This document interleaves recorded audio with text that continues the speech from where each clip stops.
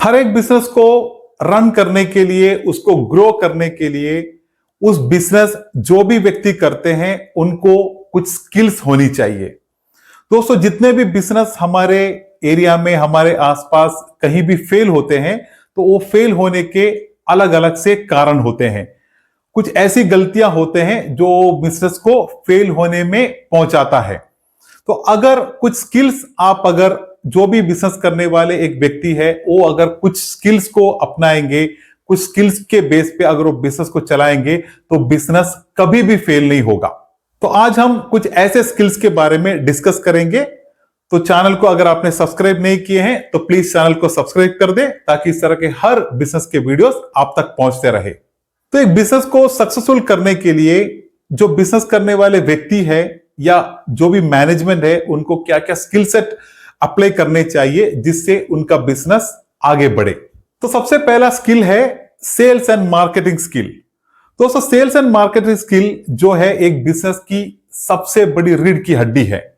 क्योंकि एक बिजनेस कभी भी कोई भी व्यक्ति शुरू करते हैं, वो बिजनेस को हमेशा आगे बढ़ने में सेल ही हेल्प करता है, और उस सेल को बनाने में मार्केटिंग ही हेल्प करता है। अगर सेल नहीं है तो बिजनेस में पैसा नहीं आएगा, बिजनेस कभी ग्रो नहीं करेगी। अल्टीमेटली एक बिजनेस के लिए प्रॉफिट ही बिजनेस को आगे लेके चलता है। उसके लिए सेल चाहिए, सेल के लिए मार्केटिंग भी चाहिए। तो सेल्स एंड मार्केटिंग का स्किल होना एक बिजनेस के लिए बहुत जरूरी है, ताकि कस्टमर तक पहुंचने के लिए, कस्टमर को उनके प्रोडक्ट और सर्विस को उनके सामने प्रेजेंट करने के लिए, और कस्टमर को उस कंपनी या उस बिजनेस तक पहुंचाने के लिए, और फाइनली उस कस्टमर को अपना कस्टमर बनाने के लिए ये स्किल की बहुत जरूरत है। तो सेल्स एंड मार्केटिंग स्किल एक बिजनेस का सबसे इंपॉर्टेंट स्किल में से एक है। सेकंड इंपॉर्टेंट स्किल है कम्युनिकेशन स्किल। जब भी एक बिजनेस के लिए एक व्यक्ति एक बिजनेस शुरू करते हैं, तो हमेशा बिजनेस कस्टमर से ही होता है। अगर कस्टमर नहीं तो बिजनेस भी नहीं। तो कस्टमर जब बिजनेस में अट्रैक्ट होते हैं, जब बिजनेस में जुड़ते हैं, तभी जाके बिजनेस आगे चलता है। तो इसके लिए एक कम्युनिकेशन स्किल का, अच्छा एक कम्युनिकेशन स्किल होना बहुत जरूरी है। क्योंकि आप अगर कस्टमर से बातचीत नहीं करेंगे, आप अगर कस्टमर से कम्युनिकेट नहीं करेंगे, तो फिर कस्टमर आपके बिजनेस में कैसे आएंगे। कस्टमर के अलावा आप सप्लायर से भी मटेरियल लेते हैं, आपको आपके स्टाफ को मैनेज करना है। तो ये सब चीजों के लिए आपके पास एक अच्छा कम्युनिकेशन स्किल होना बहुत जरूरी है। तो मैं सिर्फ वर्बल कम्युनिकेशन का नहीं बता रहा हूं, आपको कुछ ईमेल लिखने पड़ेंगे, आपको कोई लेटर देने पड़ेंगे, आपको कभी एप्लीकेशन लेटर देना पड़ेगा, आपको हर तरीके का रिटर्न, वर्बल, इस तरह के हर कम्युनिकेशन आपको बिजनेस में जरूरत पड़ेगी। तो एक अच्छा कम्युनिकेशन स्किल डेवलप करना भी एक बिजनेसमैन के लिए बहुत जरूरी है। तीसरा स्किल होना चाहिए डिसीजन मेकिंग स्किल। क्या होता है डिसीजन मेकिंग स्किल? जब भी एक बिजनेस चलता है, उसके शुरुआत से लेके उसके पूरे एंड तक के टाइम में हर एक बिजनेस का हर एक एक्टिविटी डिसीजन बेस पे होता है। जैसे कि आप एक स्टाफ को अपॉइंट करना चाहते हो, आप सप्लायर को ढूंढना चाहते हो, आप कस्टमर को ऐड करना चाहते हो, आप आगे और प्रोडक्ट ऐड करना चाहते हो, आप आपके बिजनेस के लिए और ब्रांचेस ओपन करना चाहते हो, आप किसी भी तरह के बिजनेस के एक्टिविटी में जो भी चीज होती है, वो सब एक डिसीजन मेकिंग के बेस पे होता है। तो एक डिसीजन टाइम पे लेना आपके लिए बहुत इंपॉर्टेंट है। उसके अलावा बिजनेस में आपको कभी यस कहना पड़ेगा, उससे भी ज्यादा कभी कुछ चीजों पे आपको नो भी कहना पड़ेगा। आप यस कहने के जगह पे यस कहना सीखे, और नो कहना पड़े तो आप बिल्कुल बेफिक्र नो कह दे। क्योंकि कभी कभी कुछ ऐसा चीज होता है कि कोई आपको किसी भी तरह प्रेशर करे, या फिर आपको कोई नेगेटिव इंपैक्ट आपके बिजनेस में होने का चांस है, तो ऐसे डिसीजन को आपको नो कहना पड़ेगा। फॉर एग्जाम्पल, अगर कोई ऐसे कस्टमर आपसे उधार मांगते हैं जो कि आपको लगता है कि आपको ये पैसे मिलने में शायद कल प्रॉब्लम हो सकती है, आपने अगर उनसे यस कह दिया तो आपका बिजनेस में बड़ा झटका लगेगा। तो ऐसे टाइम पे आपको नो भी कहना है। तो यस और नो कहने का डिसीजन, इस तरह के काफी डिसीजन होते हैं एक बिजनेस को आगे चलाने के लिए। तो एक डिसीजन मेकिंग स्किल, हर एक टाइम पे, हर एक वक्त पे आपको किस तरह का डिसीजन लेना है, ये डिसीजन मेकिंग स्किल आपको हमेशा बिल्कुल अच्छी तरह आनी चाहिए। जब भी बिजनेस में कुछ प्रॉब्लम आती है, तो आप सुने होंगे, लोग कहते हैं, बिजनेस के लोग कहते हैं कि काश मैंने उस टाइम पे एक डिफरेंट डिसीजन ले लिया होता तो आज मेरे को ये प्रॉब्लम नहीं आती। तो ये सब डिसीजन मेकिंग स्किल के पीछे जुड़ा हुआ है। तो डिसीजन स्किल बहुत ही इंपॉर्टेंट है बिजनेस के लिए। और चौथा स्किल होना चाहिए मैनेजमेंट स्किल। दोस्तों मैनेजमेंट क्या होता है कि हर एक चीज को मैनेज करने का जो स्किल होता है उसको मैनेजमेंट स्किल कहते हैं।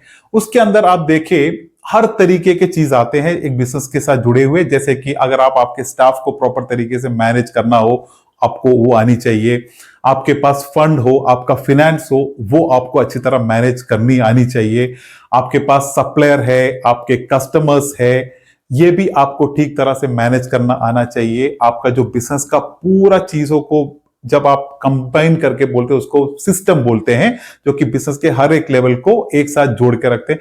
वो सिस्टम वो भी आपको मैनेज करना आना चाहिए।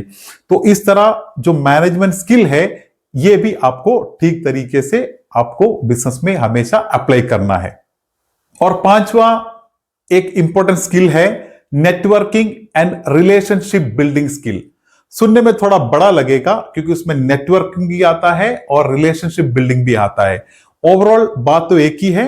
नेटवर्क और रिलेशनशिप बिल्डिंग में सबसे इंपॉर्टेंट है कि आप आपके बिजनेस को आगे चलाने में, आपके बिजनेस को ग्रोथ देने वाले चीज सबसे इंपॉर्टेंट उसमें कस्टमर आते हैं। तो आप जितने भी आपके कस्टमर और उसके साथ जो भी सप्लायर होते हैं, आप जहां से भी आपका प्रोडक्ट लेते हैं, तो वो सप्लायर और कस्टमर का जो नेटवर्क होता है वही एक बिजनेस का सबसे बड़ा नेटवर्क होता है।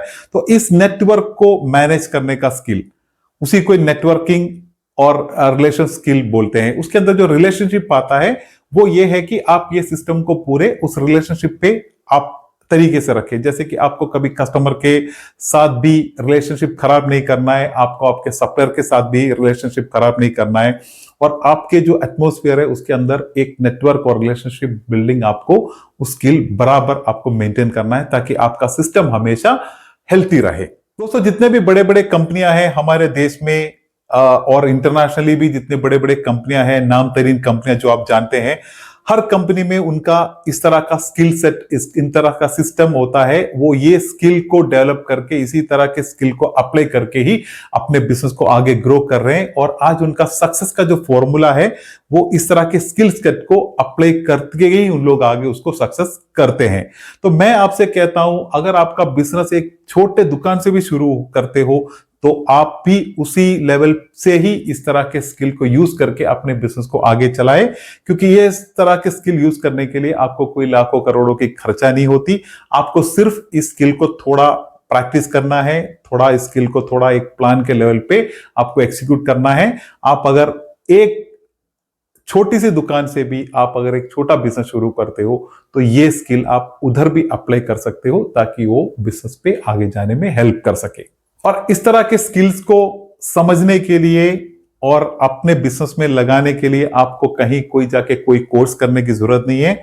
आप खुद YouTube में काफी वीडियोस होते हैं इस तरह के स्किल सेट के बारे में जो भी सिखाते हैं, उस वीडियोस को देख के भी आप इसको सीख सकते हैं। आप अपने आप के एरिया में जितने भी कोई बड़े बड़े बिजनेस है उस बिजनेस को थोड़ा वॉच करेंगे तो भी आपको समझ में आएगा कि किस तरह एक बिजनेस प्रैक्टिकली इस तरह के स्किल को यूज करके आगे जाते हैं। तो तरीके से थोड़ा थोड़ा करके आप खुद प्रैक्टिस कर सकते हैं और आप अपने बिजनेस में इसको लागू करें ताकि आपके बिजनेस अच्छी तरह आगे ग्रो करें, क्योंकि आपका बिजनेस का पूरा डिसीजन आपके ऊपर है। एक बिजनेस ओनर जो होता है वही वो बिजनेस का लीडर होता है।